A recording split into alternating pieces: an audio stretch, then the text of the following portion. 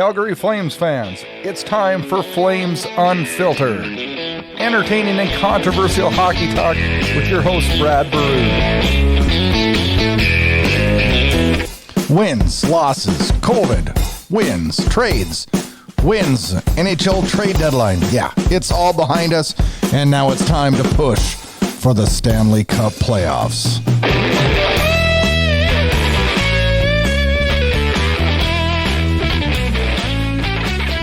Good evening and welcome to Flames Unfiltered, episode 119.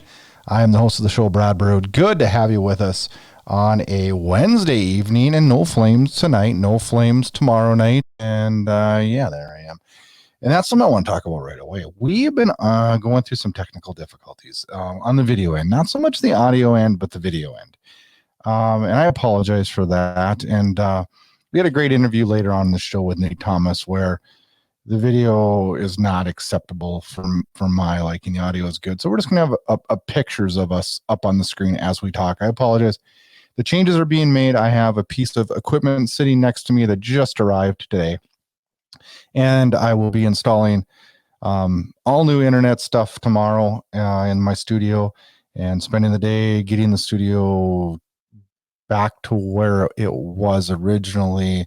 But I've been having some video difficulties over the last couple months, and I want to really get those rectified because I do my best to put out a show that I want to be proud of and that is enjoyable for you guys to not only listen to but watch. And we'll be working on that. Hopefully, I can get those problems rectified tomorrow. I really, really hope.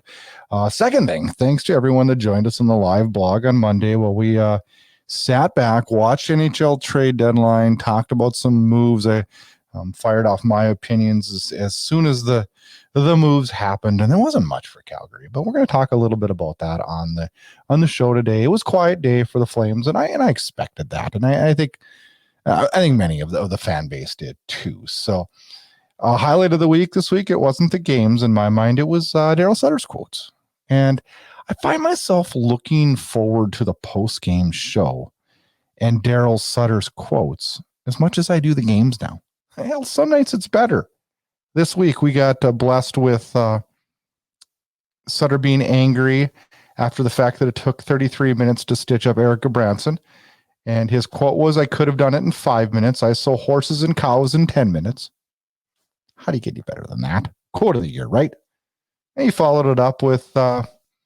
he had Elias Lindholm talking to him quite a bit about bringing his cousin Callie Yarncrook into the mix, and he told Lindy that, he said that he told Lindy, "You better be careful. If you think he's that good, he'll be taking your ice time." Another good one, and I loved it on deadline day when asked if deadline day is a distraction for the players. He said, "I don't know. Ask them.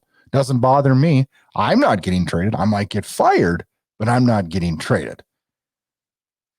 This guy's not only a good coach, but every night it's just... And the funny thing is, I don't even think he's trying to be funny, is he? But he is. He's funny every single night. On the show today, we're going to talk about the 3 games that took place since we last talked last Wednesday night.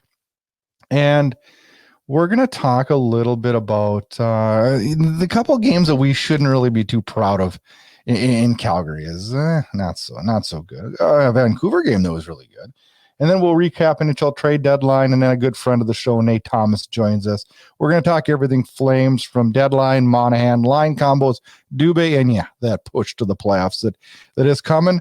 We'll wrap the show with some Flames news from the Pacific, a listener question, and preview of this weekend's games, which I feel are really, really important. Probably more important than a lot of people think. And I'll tell you why I feel that way. All right, it's time for, to get our Flames hockey talk fix.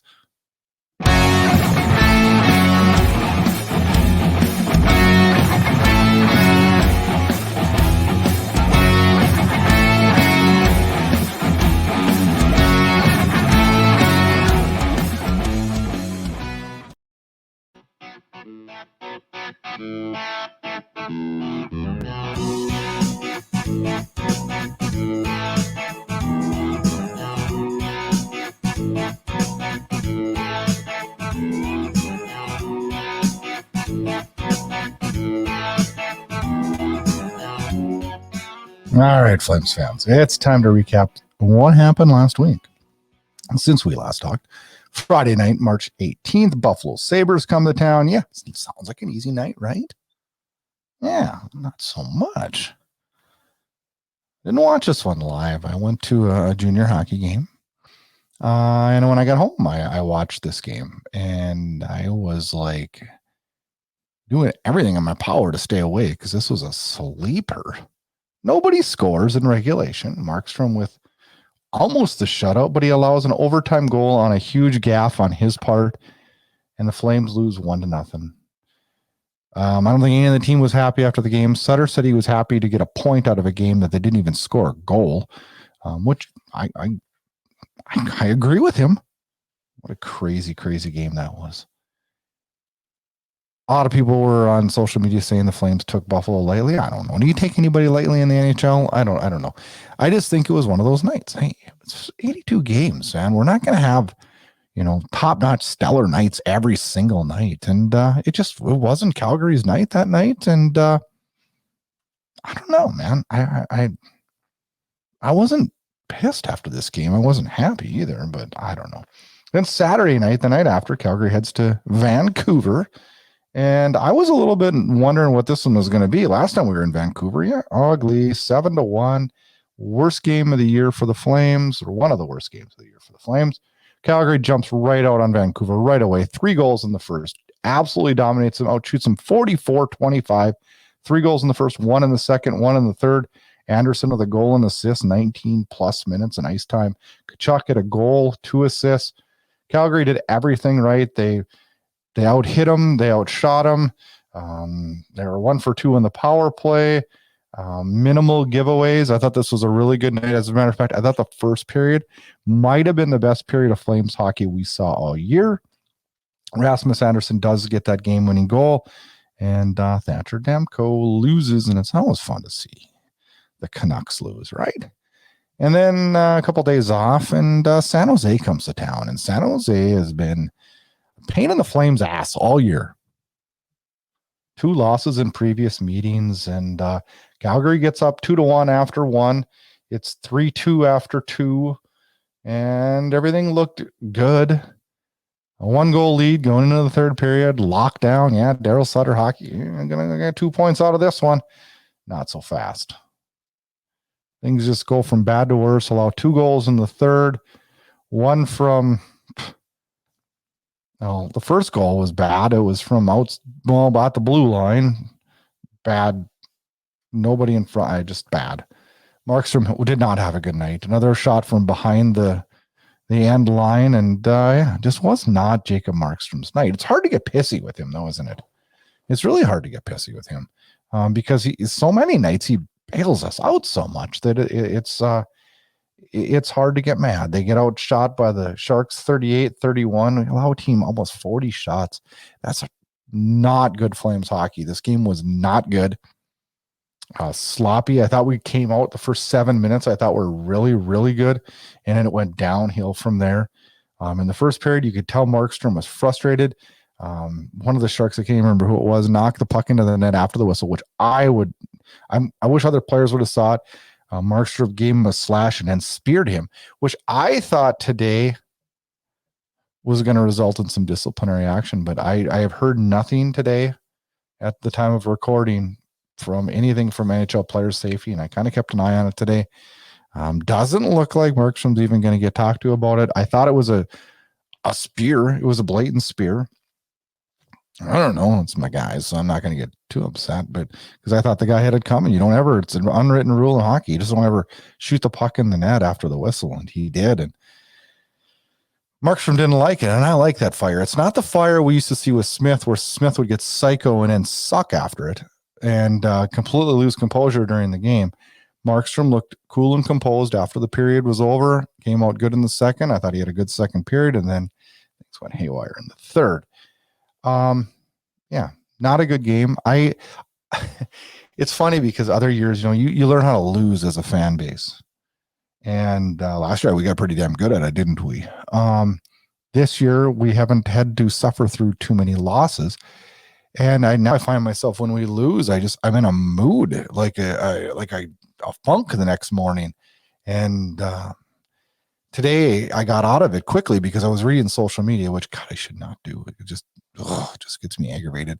And I see this fan base ripping this team and we need to rest so-and-so, and Lindholm was off his game. And yeah, he was off his game last night, but holy cow, it's one game. It's the only game. Can you name me another game this year that Elias Lindholm wasn't good?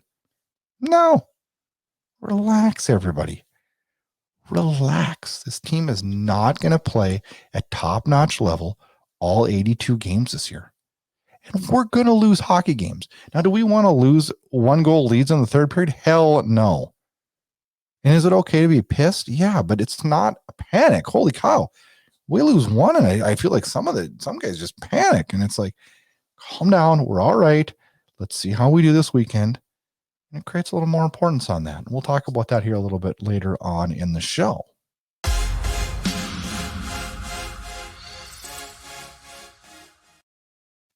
All right. NHL trade deadline this last Monday. Quiet day for the Flames, but a good day. How many times have we heard sometimes the best moves on deadline day are no moves? I thought Brad Treliving summed it up really well as he described it as rush hour traffic. If you leave work at 5, you drive in rush hour traffic, and it gets to be a jumbled mess. If you leave at 2 and you get ahead of it, things tend to go a little bit more smooth. And by bringing in Toffoli a few weeks ago and Yarncroc early in the week, he got out ahead of it. And he got the guys he wanted at a fairly reasonable price. That's good work by our GM. He gets ripped on a lot. He's had a good year. He should be getting praised for signing Zadorov and Gabranson. He's done a lot of good this year.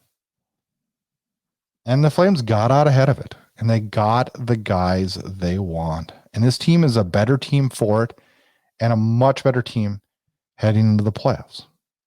Some bad news on deadline day. On Sunday, the Flames had to put Brad Richardson and his $800,000 contract on waivers. The reason they had to do this is they had to free up cap.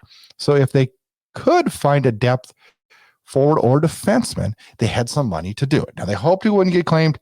Unfortunately, we found out deadline day Monday afternoon that he did get claimed by the Vancouver Canucks. Brad Richardson heads to the Vancouver Canucks. It frees up some cap space, which was utilized but not utilized in a way. But yeah, I guess it was utilized. But yeah, unfortunately, I don't think we lose anything on the ice by losing Brad Richardson. Maybe some face-off things. But what I think we lose is that experience. He's always been a one of the Sutter guys, and that sucks to lose that in the locker room. I think from what I've heard, he's well liked, and that experience goes a long way in the locker room. Thank goodness we have a lot of guys with that experience. So I'm not too worried about it on that end. But unfortunate that Brad Richardson time in Calgary was so short. The Flames, what did they do? Late in the day, right at deadline, right before it ends, the Flames did acquire Ryan Carpenter from the Chicago Blackhawks in exchange for a 2024 fifth-round pick. Ryan Carpenter, a 31-year-old center who can also play the right wing, $1 million contract, pending UFA at the end of the year. His time in Chicago has been the last 3 years. This year in 59 games, 3 goals, 8 assists, 11 points.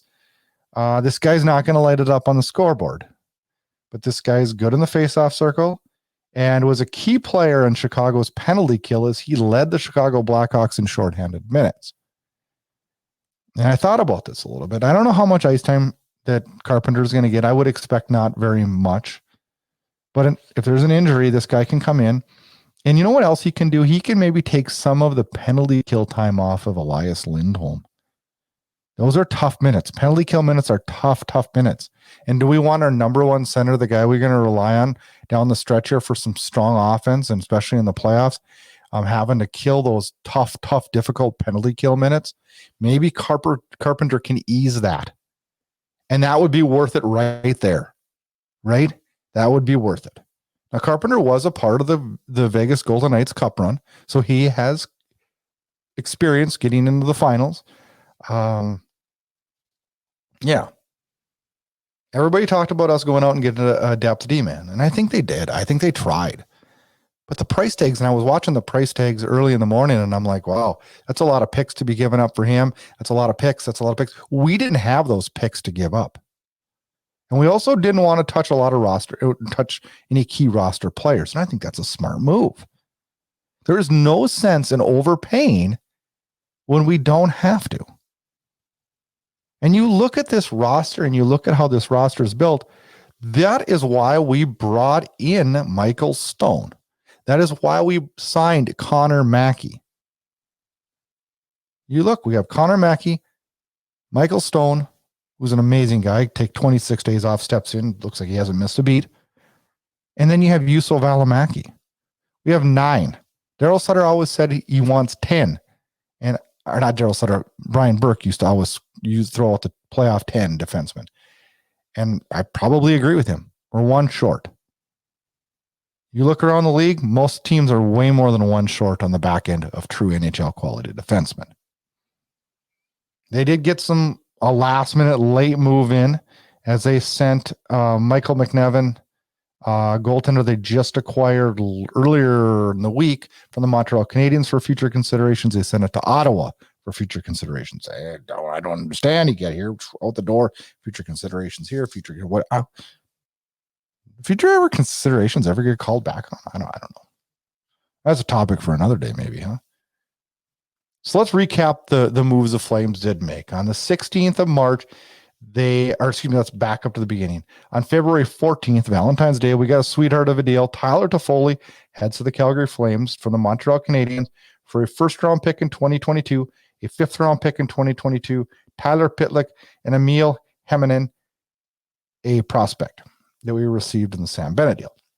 Then that McNevin trade went down on March 2nd. That's already been washed as that's moved out. And then on March 16th, the Flames acquired Calle Jarnkrok from the Seattle Kraken for a second round 2022, the pick we got for Sam Bennett last year at deadline, a third round pick in 2023, and a seventh round pick in 2024. There it is, guys. We got our roster. Our roster is set, and we're ready to roll. I feel comfortable with this roster. I like this roster. I thought deadline day went really smooth, or deadline leading up to it went smooth for the Flames.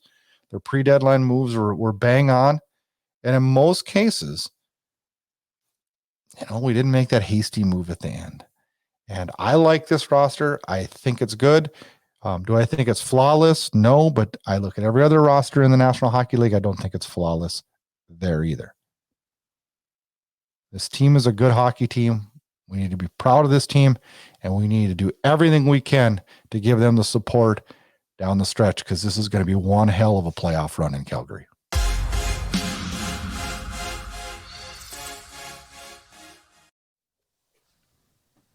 Joining Flames Unfiltered now, he is a regular on the show. Nate Thomas joins us. Good to have you back, Nate. Thanks for having me on again. Oh yeah, last time we didn't talk about Gaudreau's contract, so we didn't butt heads and have the possibility of me not coming back. We always end the show. It's always like, am I coming back? Yeah, you're coming back.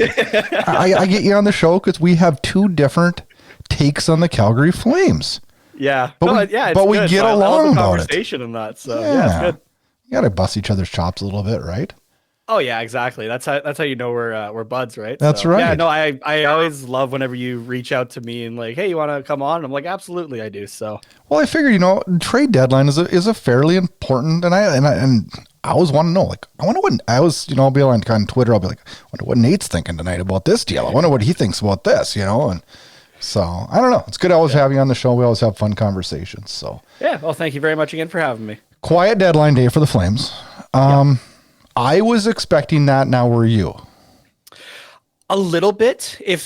I don't know. I wasn't really expecting a big splash or anything like that. Yeah, I was definitely expecting a bit of a quieter day. And I think I was a little bit more nervous, I think, for the press conference with Brad after, because I think that would have told us, if something was supposed to potentially happen or not. But it was almost a cliche for Brad at this point of, we tried to go do this, but the price wasn't right or something like that. That's what we've been hearing lots now over the last, 8 or 9 years that he's been the GM of the Calgary Flames. But it was so refreshing to hear this time that just they did their shopping earlier, and that day was just about trying to find a depth piece, which is exactly what they did. So, I listened to his press conference right after too, because I always do. That's probably as entertaining as the whole day is. Not as entertaining as a Daryl Sutter press conference, but entertaining. Very true. But I like the fact that, and I know Treliving gets ripped a lot, and I kind of go to bat for him a lot. Like sometimes, we made our moves, so I don't know what the fans expected. I mean, he got out ahead of it, which I think is, you make way more rational decisions, and so far, one we know for sure is paying off. The yarn crack, we'll see as it goes here, but I would project it would. But I mean, I looked at the cap yesterday, and I was up bright and early, computer going, raring to go, and I'm like looking, and I'm seeing the returns on players, and I watched it over the weekend too, and I'm like, we're not gonna get a depth guy that is gonna have an impact, because the price tags are just stupid right now. Yeah, some of them were pretty crazy. As you know, right, I do the Quack Report covering the Anaheim Ducks on the Hockey Podcast Network, and I was kind of laughing when it made sense because he was a UFA, but I was kind of laughing when I saw that. I was like, oh, Nick Delorier got picked up by Minnesota for a 3rd round pick. And then I was more making the joke of, well, it wasn't the 1st round that they almost got from Pittsburgh the year before, but that's still a lot for a guy that plays on the 4th line, who's mainly out there just to tear guys' heads off, kind of thing. Yeah, but it definitely kind of set a price point, because that was early in the day, right? It was that Nick Delorier deal. So, we didn't have a lot of picks to give up. I think Brad did well. I thought he did. We didn't have a lot of picks to give up, so I was like, I just looked at. I knew we weren't going to move a roster player. Yeah. And so I did. I don't know why. And I was hoping part of this happened, but I wasn't even going to bring this up because this is not probably one of my finer moments. But I had a stupid gut feeling when DeBrusk signed for 2 years. I'm just like, oh no. That he was coming to Calgary? We're not going to dish Monahan off along with a prospect, which I would be all for that. But I don't want DeBrusk for 2 more years. I'm not against Jake DeBrusk. I'm like, we can't afford another $4 million on our hit if we're going to sign Tkachuk, Chillington, Gaudreau. The list goes on and on. And I don't know why when I saw that, I'm just like, uh-oh. Yeah, I think for Boston and Jake DeBrusk specifically, it's, DeBrusk did ask for that trade, right? Which it hasn't obviously happened, but I think it's maybe a little bit easier now to trade him, and Boston can get a better return, right? That's kind of I think the mentality going into that there. I still wouldn't hate it if not for obviously the playoffs or anything like that. We're past trade deadline anyway. But say in the summer, if it's only for 2 years, Boston may even still retain on somebody like that, right? Yeah. So maybe there is some retention. I'm not saying specifically to Calgary, but just to anywhere, right? There's a little bit of retention on that. Maybe it's a $4 million contract. Which so say even like horrible. $1 million off of it, right? That still helps some team somewhere, right? And he's been good. Boston return, and yeah, exactly. I mean, he's been good. I mean, he's worth $4 million, so I can't even say that. I don't know. I'm a big Sean Monahan fan, but I'm also a realist in that I can tell he's not playing well. And he's out of step right now. Yeah. And so I want to win a Stanley Cup this year. And I don't think if we don't, I don't think it's because we have Sean Monahan in our roster. I don't think that. But I'm looking at his salary and I'm like, okay, that's money we need for this summer. Really, really bad. And something came to me today. And I wanted to bump this idea off you. Okay. We've been talking, and obviously we're not doctors, and a lot of the people that are talking that we're hearing aren't doctors either, but we keep hearing Sean Monahan's not healed. He's not healed. He's still not healed. It's his hip. He's still not healed. His back's bad. We hear this over and over and over. Yeah. Is this something that could qualify for LTIR? I know that's far-fetched. I know that's out there, but is it really though? Oh, we had a host of skin disease. I mean, when you really dive down, he's coming off major surgeries. Mm-hmm. Is there justification for this? And I'm thinking back to a lot of the other LTIRs we saw. I mean, I'm not saying that players are faking it, but I don't trust some teams in pushing the envelope, if that makes sense. I totally get what you mean. Yeah, gee, okay. I think you got me stumped here on this one, honestly. It came to me this afternoon, and I'm like, all right, I'm putting this on my notes because I just thought of it, and I'm like, why would he not meet the criteria any more than another player? I feel like it's because it's still playable, right? He's so still able to produce and that sort of thing. Obviously, not to the point that Shea Weber was playable through the Stanley Cup Finals last year. Yeah, but so is every other guy because they're trying to go for the cup, right? We hear how many stories come out after of, oh yeah, this guy was playing with a broken rib cage or something, right? We've heard like hockey players are ridiculous. Yeah, they are absolutely ridiculous, and they will play through whatever, right? Just because the goal is the cup. So which even from my young self and playing lacrosse and everything like that, yeah, there's definitely times I should have maybe taken a seat or that sort of thing. And I mean, we talk about Monahan. I got a hip thing too that has bugged me long after it's been technically healed or anything like that. So I don't know. I think it's a little bit different for a guy, say like Shea Weber though, who's like, that was his second time because he did it with Nashville as well. He was traded at that point. I'm just using him for an example, Yeah, but he's near the end of his career. He's just trying to get it, so he's going to push through as much as he can, kind of thing. So I see kind of where you're coming from, but I don't know. I feel like for a guy like Monahan, who I'm just taking a look, yeah, he's only 27, right? That's, I don't know. I don't think that's maybe something he would want to do. No, and I'm almost, yeah. But okay, so we have another year of him. Yeah. This is coming from, I can't believe I'm saying this because I'm like one of his biggest fans.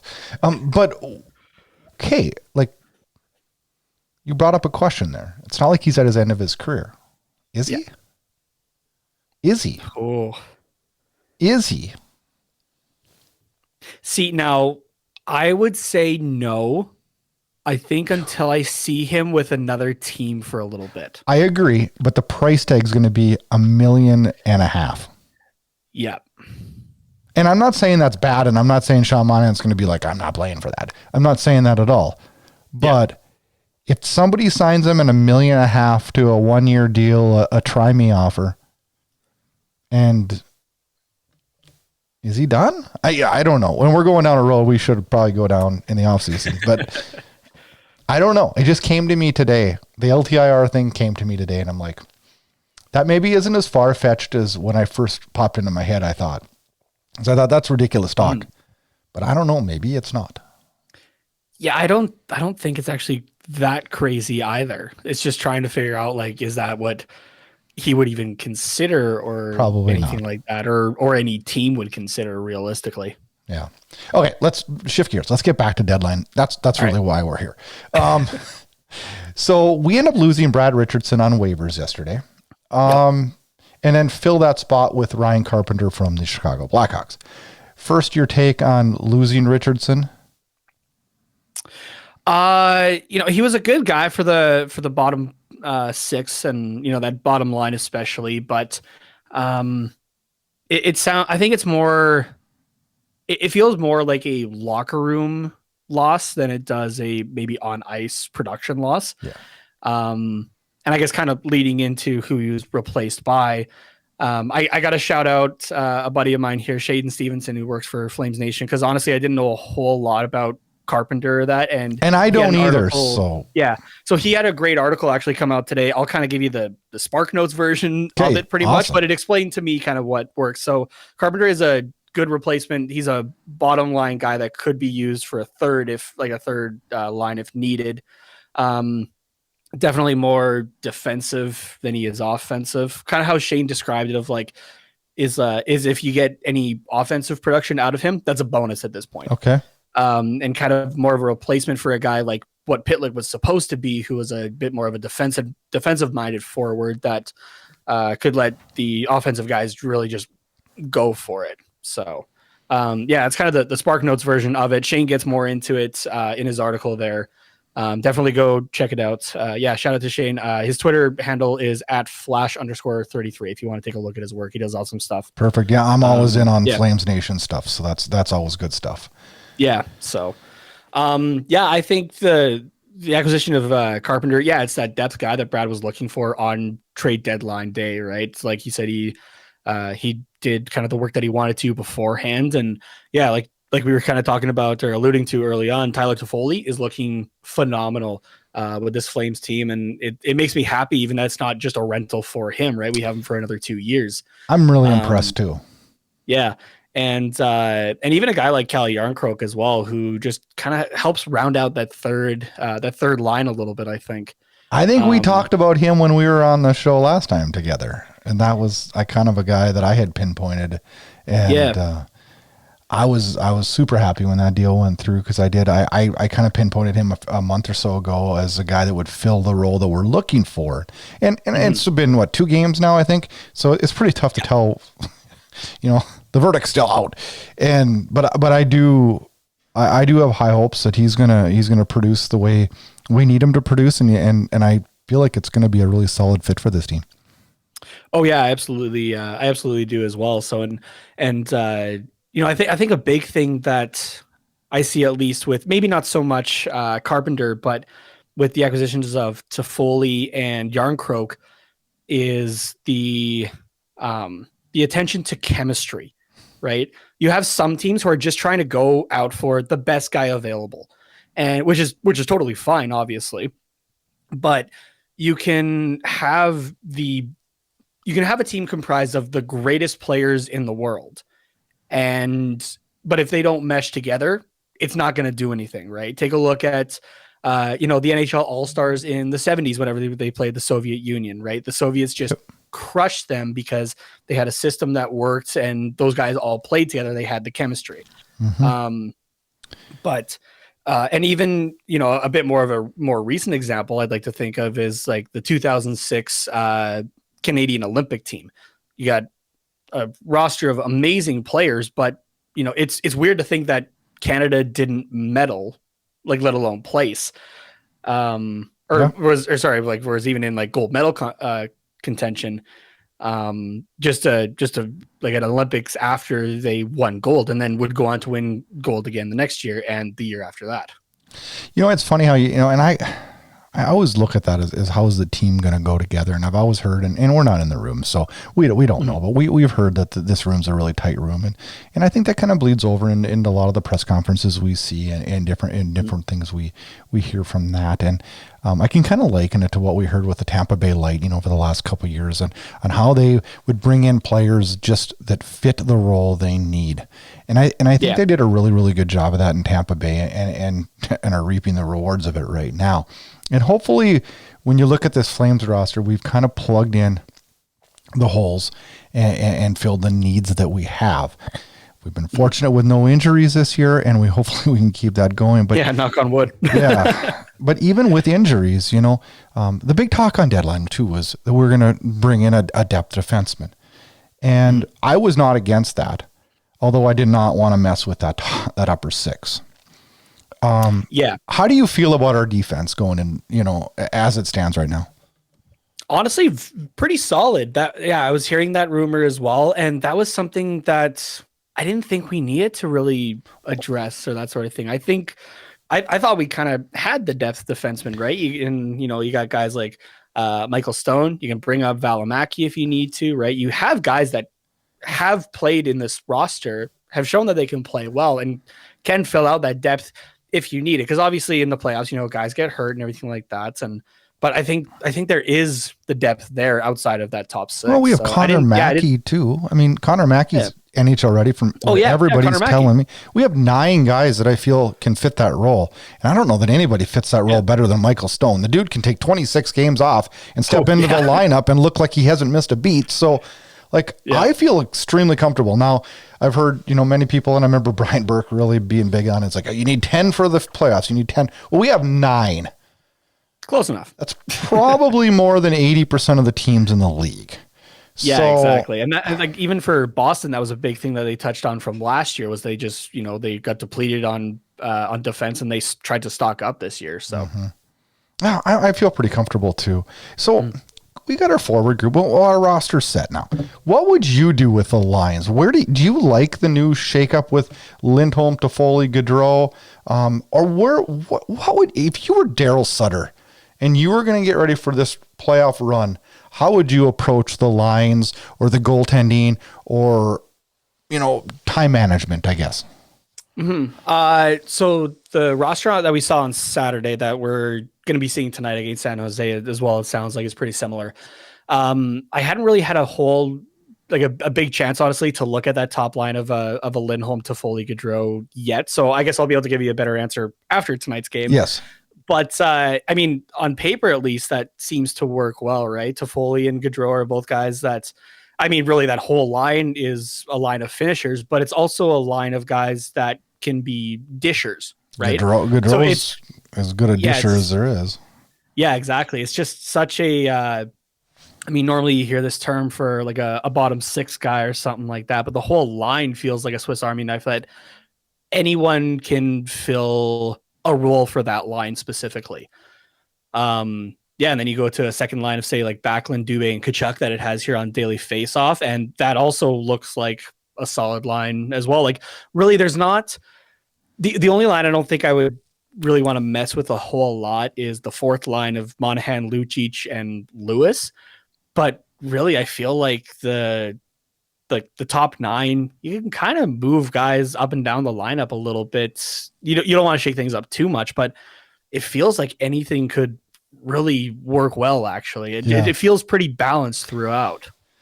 I'm gonna run something by you. I like the versatility that we've seen, and I like that. I mean, me and I believe you're on my side of this. I hated it when Jeff Ward was here and we shuffled lines. Absolutely, yeah, I hated it too. And I think me and you vented quite frequently about that. But I do believe that we'll get back to the Lindholm, Kachuk, Gaudreau first line because, I mean, how do you not?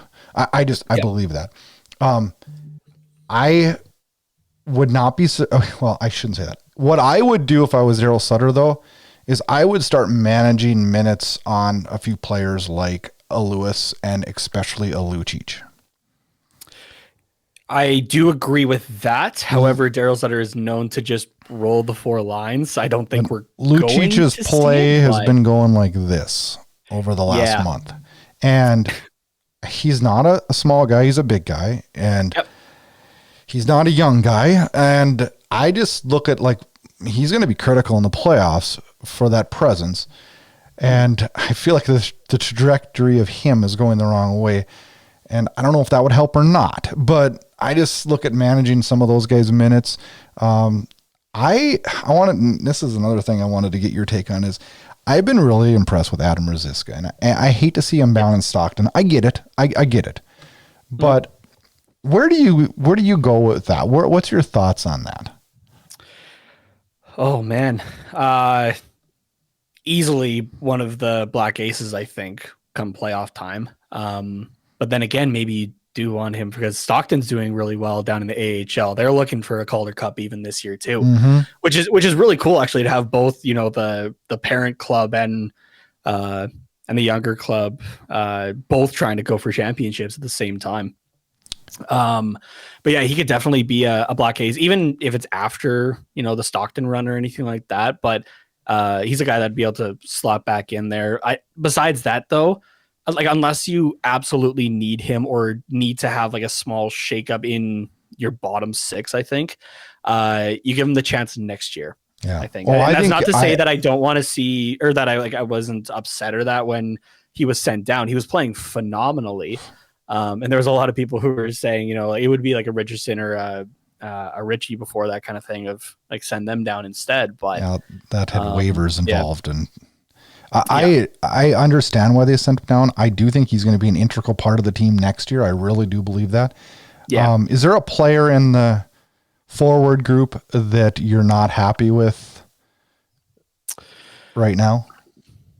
I feel like the only guy would be Monahan, honestly, just because it's I mean, look back a couple of years ago, right, where you had the like the purple Gatorade and everything like that. He you guys could are score 30 like with his eye closed. Yeah, they're they're all putting up like career points and stuff like that. If you would have told me the 2 years ago that Sean Monahan is going to be playing on the fourth line and not being able to hit the broadside of a barn from point blank, I would have laughed at you. Yeah. But yeah, that's really only the only guy that I can really be, I think, upset with for for that forward group. Everybody else is pulling their weights, and yeah. I got a guy, you got to talk me off the cliff on this one. Okay, I'll try. Okay. I got a guy that I'm frustrated with, and I don't know why. Oh, I do know why, just because I watch him. Yeah. And maybe I'm crazy in the fact that my expectations were higher, but explain to me why I shouldn't be upset with Dylan Dubé. Oh, man. I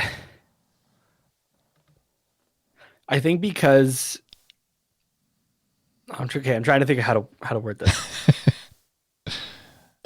we were just talking earlier about how everybody has a specific role for this team. Uh-huh.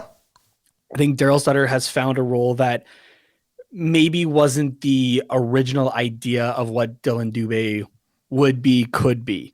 And I think it's just, there's a few guys that, they enter the NHL thinking, or with other people thinking that they're going to be one thing, but eventually they, that maybe doesn't work. They try something else, and that's how they succeed in the league. I think a great example of that is a guy like Brent Burns, who was originally drafted as a right winger and, made the transition to defense, and the guy's been phenomenal. And that's not to say that Dylan Dubé can't be what everyone originally thought of him and that we saw for the first little while. But I think just with this iteration of Daryl Sutter's Calgary Flames, with the guys that we have on and that sort of thing, Dubé is right where Sutter wants him. I haven't really heard a whole lot of complaints out of Sutter or any other management about Dubé specifically. So the only thing I've heard on Sutter say, and he said it last week or late last week, he said if he's not moving his feet, he's not in the play, which is true about every player, but and then he's not a factor every night. And he says the nights that he's clicking, he's a factor because he's in on the plays and he's around the puck. I don't know what my expectations were. I'm not unrealistic in our prospects. I thought that he, to me, seems not as strong on the puck as he should be at year 3. It could maybe even be those same expectations on himself, right? Of this is the player that's like, just thinking like what he would think of, like, this is the player I thought I was supposed to be and whatnot. And it's just, sometimes you even have to just have the confidence instilled in you of, we need you to do this and you can do this.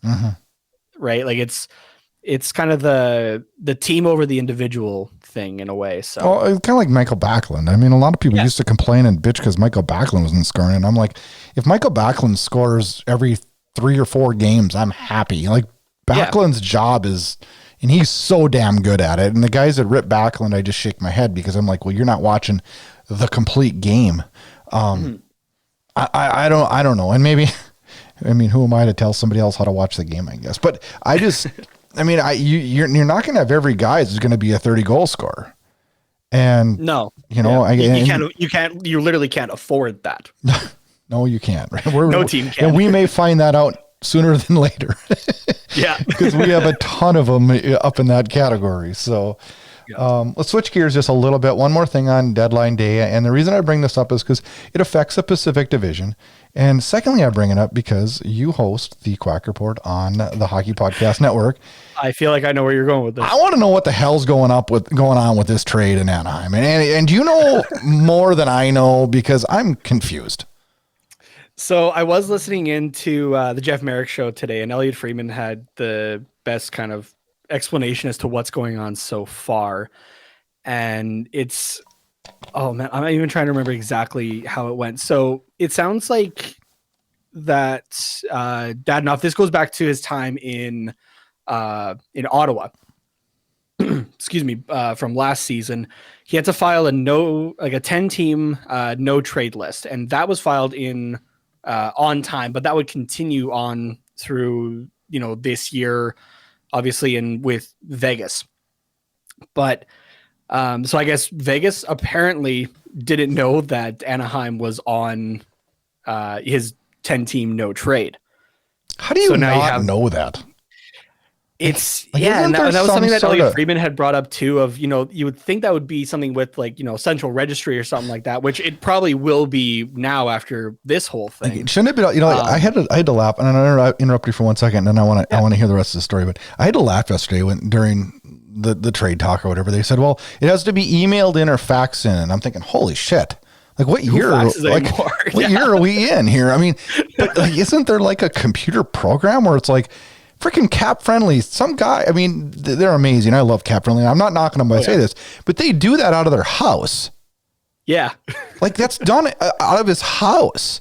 He knew that trade couldn't happen. Yeah. And central registry, it should be like ordering a pizza. It's like, oh, you can't put that on there.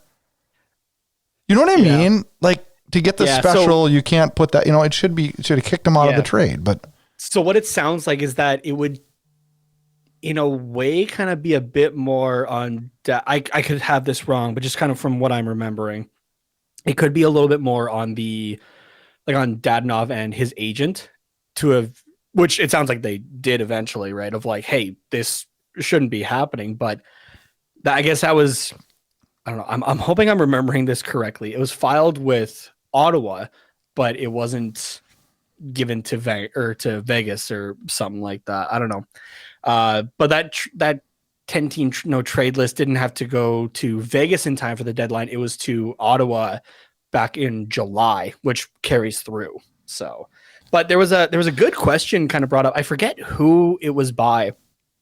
But they're like, man, if you're Dadonov in this, you're kind of stuck between a rock and a hard place. You have either, you go to a team that you didn't want to go to, or you go back to a team that just tried to get rid of you. I know, but I'd stay in Vegas because I'd be like, suck it. I'm sick of Vegas. I mean, they are like the freaking bullies of the NHL. Like, yeah, there was something I was talking with Carter, my co-host. I think we were talking about it off air. That for a split, like for a while there, I did the Blasty Cast with No Adler as well, another Flame show, and something I had brought up when we were talking about Vegas that I originally got blasted on social media when we had posted that clip, and now it's kind of become what a lot of people are thinking, and so I'm just like, oh, okay, well, so I wasn't far off then. That it's this relentless pursuit of the Stanley Cup for Vegas, that it doesn't matter who you are. There's no loyalty in Vegas. There is none whatsoever. So like maybe except from, Bill Foley, the actual owner. But when it comes to the front office or that, they don't care as long as they get the owner of the Stanley Cup. I don't even know if there is from Bill Foley. And I actually had the privilege to meet him. He's a very nice guy. But like this team is just hell bent on winning the cup. And I respect the hell out of that. But like along the way, you can't screw over a bunch of players to where agents are telling people don't go sign in Vegas. There's no loyalty. Like it's gonna be you can either you can either pick your money, which Vegas will gladly give you, but you're not guaranteed to stay there longer than 3 years. So, and I'd like to think that that Bill Foley, the owner of the Vegas Golden Knights, has the the loyalty, at least for himself, considering the story that came out of him telling Marc-Andre Fleury that, he was going to retire a Golden Knight, that they would set him up after and everything like that. And then just a couple weeks later, the front office doesn't tell him that he got traded, and he found out through Twitter. So, which that was also entertaining to see after the fact that, you had Alan Walsh, Marc-Andre Fleury's agent, coming out on Twitter saying, Chicago treated Marc-Andre and his family very nicely and kept him in the loop of the whole process of being traded to Minnesota and everything like that, and allowed him to, to pick that's where he wanted. Obviously, he had a no trade clause and he had to waive it, so he did have some choice in the matter. But they fully kept him in the loop the entire time, and that's awesome. Yeah, he was so different compared to Vegas, I'm sure. So kudos to the Blackhawks on that, even though I don't like Alan Walsh, but that's another story. It goes back to the Fro League days. Yeah, fair enough. You remember that madness? Oh boy. Yeah. Couple questions here, and I will let you pour a cold one and sit back and watch the Flames Sharks. But Sounds good. all right, this is our roster. This is our lineup. This is what we're going to the playoffs with. This team, to me, reminds me of teams, do I dare say 86, 89, teams where I was like, yeah, this team's for real. How comfortable do you feel with this lineup heading into the Stanley Cup playoffs? This is the most, I mean, I'm in the grand scheme of things, I'm pretty young at only 25, but this is the most comfortable I have ever felt with a roster for the Calgary Flames. And I mean, I even went to playoff games in 2015. I had high hopes for 2019, but I remember looking at that roster and being like, oh, we could have maybe done this or that sort of thing. We're better than that roster, aren't we? Oh, 100%. Because I look at this roster and I go, that is a solid roster, top to bottom, whether you're a first line guy, you're a fourth line guy, you're a backup goaltender, you're a black ace, right? There is depth throughout this. Everybody has a role. Everybody can contribute in their own way. And everybody has been. It's shown throughout the season. So, I'm very confident in this. I'm trying not to be too confident. No, I am too. I'm trying to be realistic. And that's why, sometimes I'm like, okay, am I seeing this from a perspective that's idiotic? Like I gotta validate what I'm seeing here by another logical Flames fan. And it's like, I have my friends all the time. They'll be that are not Flames fans. They'll be like, "Well, what do you think? You think Flames are going to go all the way this year?" I'm like, "I don't know. We're just trying to get to the playoffs." I pull the old Daryl Sutter card out. Like I don't want to say anything because I don't want to jinx this. Like things are going that well. See, and that's the same thing for me too. Is like I'm looking outside of any Flames fans or insiders or anything like that. I'm looking towards, Oilers fans or Leafs fans or anything like that. Of like, what do you guys think of this team if you've paid like any attention to them? And fortunately it's been a lot of they look deep. Like they look like they'll go deep. So one last question. What teams in the West scare you? I think it's hard it's hard to ignore Colorado, obviously. And even with the moves that I don't know, I feel like Minnesota doesn't get enough recognition, actually. I agree. I'm not trying to be a fanboy. You know me. I love my Marc-Andre Fleury and everything like that. But I look at the goaltending tandem of Cam Talbot and Marc-Andre Fleury. That feels deadly to me. Very good. You still have Kirill Kaprizov. Jared Spurgeon on that back end there is doing pretty well since coming back from a very long injury and everything like that. We talked about Nick Delorier earlier, which there was another great tweet that I saw, and I forget who it was. They were talking about, like, imagine being Kirill Kaprizov. You can go out and score, a guarantee 40. You could probably go, take someone's kneecap out with your stick or that. And it doesn't matter because you have Nick Delorier salivating on the bench, ready to kill anybody that touches you. Yeah. They got a lot tougher. I think that Minnesota could be, they're just not a team that I don't think a lot of people are really paying attention to, even though they're second in the Central. Yeah. So. No, I would agree with both of those. Do you fear the Edmonton Oilers, or are we too scared to talk about that? I'm actually, oh man. You know what? Screw it. If I get blasted for it, whatever. I'm not really actually. Awesome. The offense is scary, obviously, to a point. It's always going to be if you have Connor McDavid and Leon Draisaitl. But I feel like the game that the Oilers played the other night against the Colorado Avalanche show that all you have to do is take space away from them. Yeah. And you got a solid chance. I was kind of laughing seeing Ken Holland's comments of, I'm confident in our goaltenders because I know nobody else is. He has to keep saying that to himself. Yeah, pretty much. That's all he has to do. So, but I mean, like, there is a very quick fix for the Edmonton Oilers in the goaltending department. It's down in Bakersfield. His name is Stuart Skinner. Yeah, it's honestly that honestly is the fix. But I mean, I'm sure we'll see that probably next year from the Oilers with Koskinen's deal just finally being done. I think this year. So I'm not as ballsy as you. I am on a lot of things about this one. I'm not. I thought Edmonton looked really good last night against Colorado. I do feel like they've gotten deeper. I don't trust their back end. I think Nurse is highly overrated. And I watched their goaltending last night, and I thought Smith looked fine. But I also know enough about Smith and Koskinen to know that if the wind blows the wrong direction tomorrow, they can be really, really, really bad too. Yeah, exactly. It's either you're going to have an MVP caliber game out of Mike Smith, you're going to have a above average game out of Mikko Koskinen, or you're going to have, the equivalent of a Timbit goalie sitting in net. So it is that different of a level. And yeah, I don't know. My gut tells me we're going to get Edmonton in the playoffs at some point. It may not be the first round.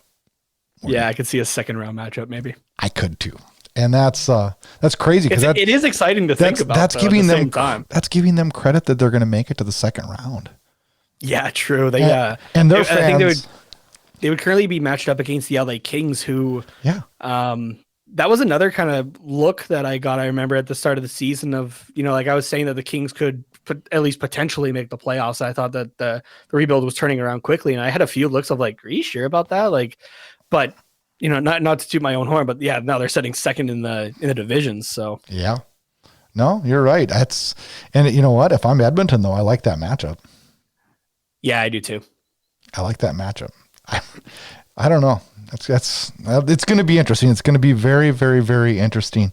And this stretch run to the playoffs is going to be great. We're going to have a lot more to talk about as we get closer to dropping the puck for the Stanley Cup playoffs. But I do appreciate you joining the show. Make sure you go onto the Hockey Podcast Network, check out the Quack Report. Nate does a great, great job with that show. And he's all over Flames Twitter too. He's always making me chuckle. And I'm sure he'll have a few good ones tonight during the Flames Sharks game that we're going to go enjoy. Absolutely. I'll do my best to make you laugh at least once tonight. All righty. Thanks for joining me, Nate. Yeah, thanks again for having me.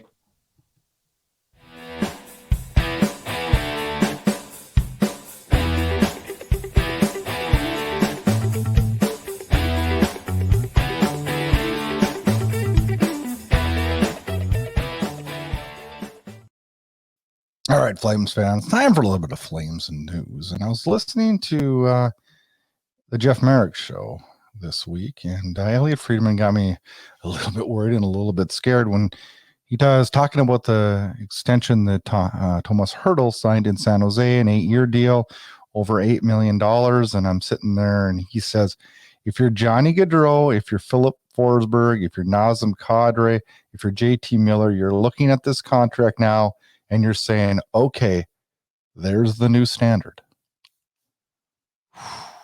The price tag is going to be high. It's going to be very, very high. Other news, Lucic got hit in the head the other night with a puck in warm-ups and was kind of questionable if that was going to happen. What's your guys' thought? Should players wear helmets in warm-ups or not? Lucic never does. A lot of Flames don't, actually. I don't know. I remember, was it Ryan Nugent-Hopkins? Or no, it was Taylor Hall when he was in Calgary. Or when he was in Edmonton. He got hurt pretty bad in warm-ups when he didn't have a helmet on. I don't know. It just got me thinking again. Did you know the Flames consecutive losses? Hasn't happened too much. They haven't lost consecutively in the last 2 months, going back to January 13th. They're 21-6-2 in the last 29 games. No consecutive losses. Let's not start that on Friday night, right? Stockton Heat, boy, this team's good. First team to clinch a playoff spot in the American Hockey League. They were rocking and rolling last Saturday night. The Heat beat Colorado 10-3. Phillips, Peltier, Ruzicka, Zari, all with multi-point games. Gotta love to see that. Player of the week, Jacob Peltier, 4 games played, 5 goals, 2 assists. The guy's on fire. Other good news for prospects, Coronado, 2 points, including the O-team winner, to get Harvard into their championship game, which they end up winning.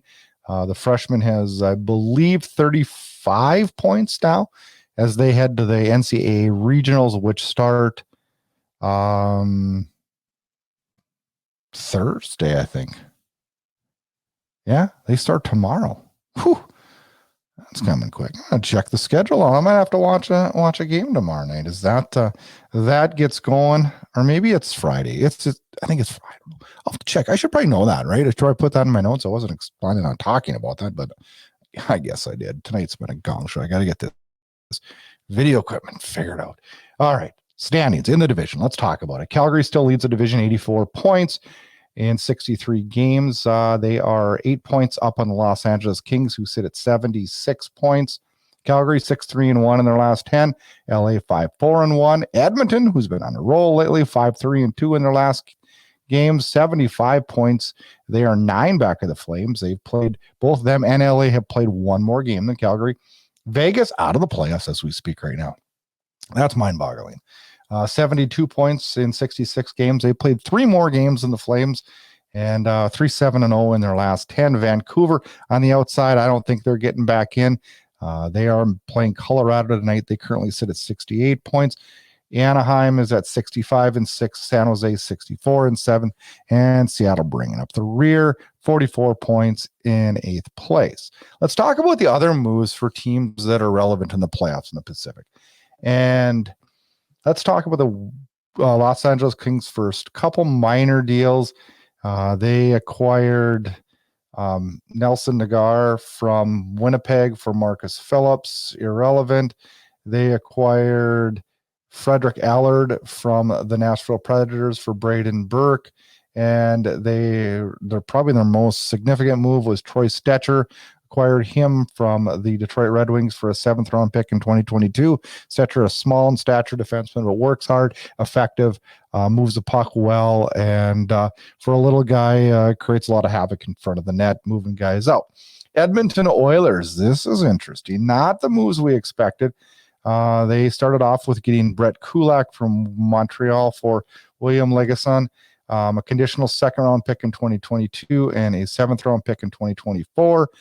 Boy, you'd swear with Twitter that they got Bobby Orr, but it's not. It's Brett Kulak. And that's the same Brett Kulak we lost on waivers a few years ago. And I know a lot of people in Calgary were hoping maybe we could land Kulak at deadline. And I wasn't against that either. I've always kind of liked his play. I didn't think when he got put on waivers that anybody in the organization wanted to lose him.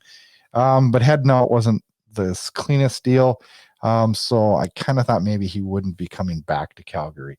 One other move from the Edmonton Oilers towards the end of the day, Derek Brassard was acquired from the Philadelphia Flyers for a 4th-round pick in 2023. Again, no major moves for the Edmonton Oilers, much like the Kings. The last move, the Vegas Golden Knights. This move just got nixed today. Oh, huge controversies. Evgeny Dadonov was supposed to be getting traded from Vegas to Anaheim, along with a conditional 2nd-round pick in 2023-24. John Moore and Ryan Kessler's contract were heading to the Golden Knights. The problem there lies that Evgeny Dadonov did not have Anaheim on his 10-team trade list. How that didn't get caught at Central Registry right away is beyond me. How this took 2 days to get figured out is even more beyond me. Anyways, Vegas doesn't get their way. They don't get the cap space they so drastically need to get Mark Stone back into the lineup. I don't know what the hell's going to happen in Vegas right now. They're in a full tailspin. I don't know. The trade gets nixed. Doesn't happen. Vegas gets nobody on trade deadline. Whew. Nobody in the Pacific did that much. Out east, they did a lot. Colorado did some things. They got better in the Central. Minnesota. Pacific really didn't do a whole lot. Interesting, huh? Yeah. Listener question comes from Mitch Haig, Airdrie, Alberta. I really appreciate the question. I like it. He fired it over to me about a half hour ago. How do you handle the starting goalies for this weekend's games? Well, let's talk about that quick. We got Arizona Friday night. We got Edmonton Saturday night, both of them in Calgary, and we got Colorado on Tuesday. I think I know people are going to think I'm crazy. And I'm a Vladar fan, and I want Vladar to play a lot. But just the way things went down the other night, I want Markstrom kicking in high gear. I'd go Markstrom all 3. Barring something crazy happening and me changing my mind for the Edmonton game, I would for sure have him against Colorado, and which he hasn't played against Colorado this year. That's an interesting fact. And maybe Sutter doesn't want him to play against Colorado, so that we if that's a destined matchup in the Western Conference Finals, which would be wonderful. And I hope that's not a pipe dream that I'm saying that. I don't know. That sounds like a Sutter mind game, doesn't it? I'd go Markstrom all three. I know that's not by popular belief because we need to get Markstrom rest. I think this is an important weekend. I'm going to talk about that a little bit more in the game previews.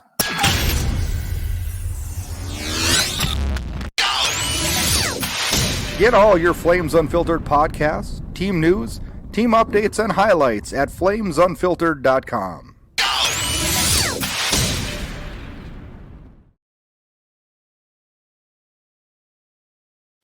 All right, big week for the Flames. Arizona comes in. We played Wednesday night or Tuesday night. We have Wednesday off, Thursday off. Get some rest. This team seems like they're playing every other night, sometimes more. Last week was a gong show. The week before that was a gong show. This week we can breathe a little easier. Now, we're not coming off some stellar games here lately.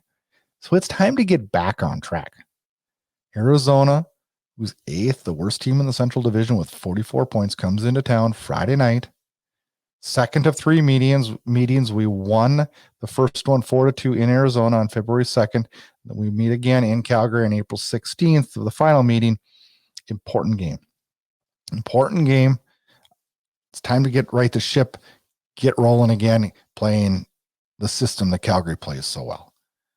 Things don't get easier. A back-to-back seems like we always get Edmonton on a back-to-back, doesn't it? It seems like it always goes that way.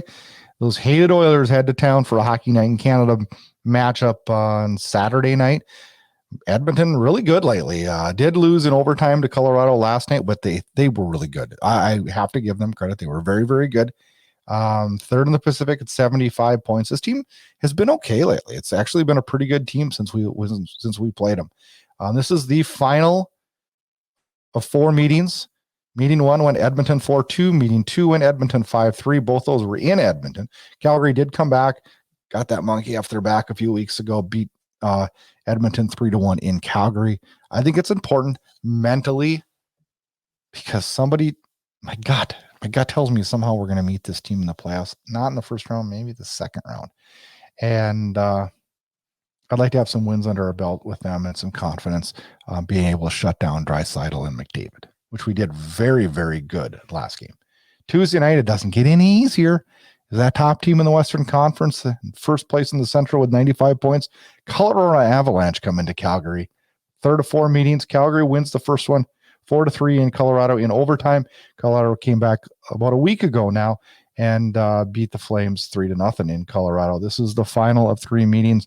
This team is high-powered. This team is damn good. Every time I watch them, I shake my head and say, how are we going to stop McKinnon? It's going to be interesting. That is definitely going to be interesting. Thank you all for bearing with my video problems tonight and some of the video problems I've had in the last few episodes, and I do apologize for that. Last thing I want is problems. I've got about $500 worth of equipment sitting next to me here that I hope rectifies that problem. Tomorrow, we'll get that all fixed. Well, how do you feel, Flames fans? Are we ready to go? Is this roster ready? I think it is. Next week, we're going to break those lines down a little bit more and talk about what I would do if I was putting together the lines and how I see it working down with rest as we go down the stretch. Check out flamesunfiltered.com. Thanks to all of our listeners. We truly appreciate it. We do. Thanks for all the follows on Facebook and on YouTube and everybody checking everything out. And hit us up on social media. We love chatting Flames hockey. Have a good week, guys. Enjoy this weekend's Flames action as we get a late night Battle of Alberta Saturday night. That's always fun in Calgary, isn't it?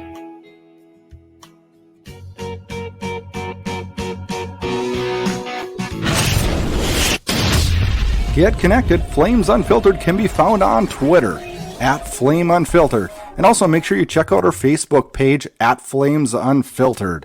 Check out host Brad Burud on Twitter @BradBurud. And if you like what you hear, rate and review us on Apple Podcasts. You can find Flames Unfiltered on all the major podcast players. Thanks again and enjoy the hockey action. Play on! Yeah, baby! Play on! Yeah, baby! Thanks for tuning in to Flames Unfiltered. Check back for more action-packed Calgary Flames talk.